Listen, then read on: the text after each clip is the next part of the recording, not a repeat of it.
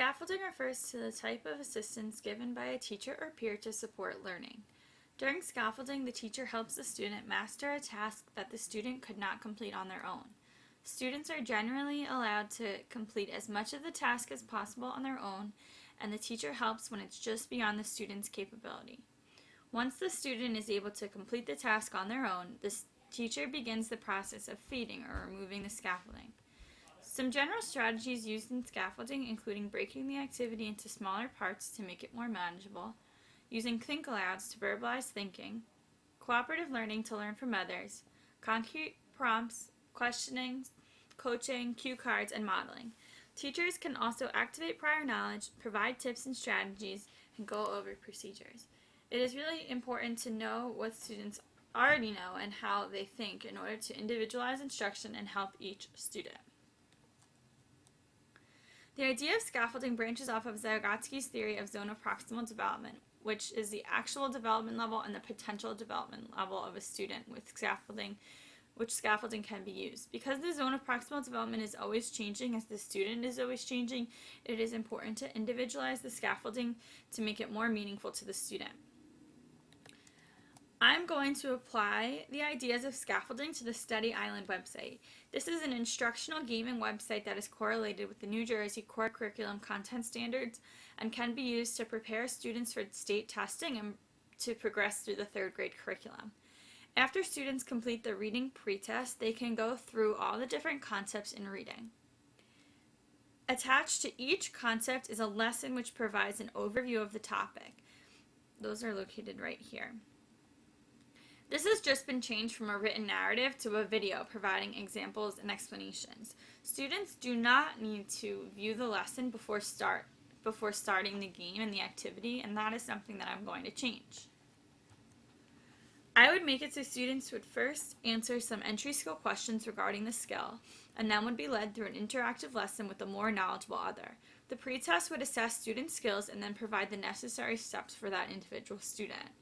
This is the more knowledgeable other who is providing some instruction and guidance through the pretest and through the activities.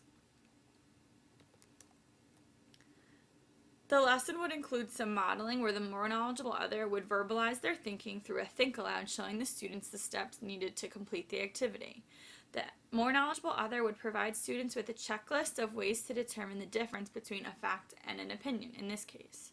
Here, the more knowledgeable other is letting the student know that they already have some prior knowledge on this topic, and the more knowledgeable other is just going to help them kind of refine their skills. They took a specific example that the student got wrong from the pretest, which is, I think dogs are cute, and it provides a think aloud that the more knowledgeable other does when they're working through this problem. In addition to the explanation of their thinking, the more knowledgeable other also produced a checklist which students can reference and use to determine whether or not something is a fact or an opinion. This is kind of like breaking down the steps into smaller parts and to also providing some cue cards or anchor charts to help focus the student. The student would then be given the opportunity to practice as the more knowledgeable other guided them through the questions as needed.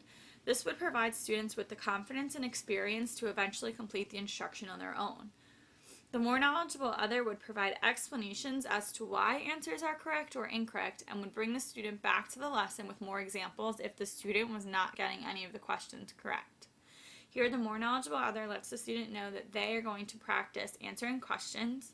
So it provides a question which is from Study Island, which sentence is a fact, and the more knowledgeable other gives some tips. It has the fact checklist that can be referenced for the student. If the student were to get the questions wrong, it would go back to the modeling stage where the more knowledgeable other would provide maybe a simpler breakdown of what is a fact and what is an opinion, and would provide them with some other activities to build them up to be ready to answer these kinds of questions.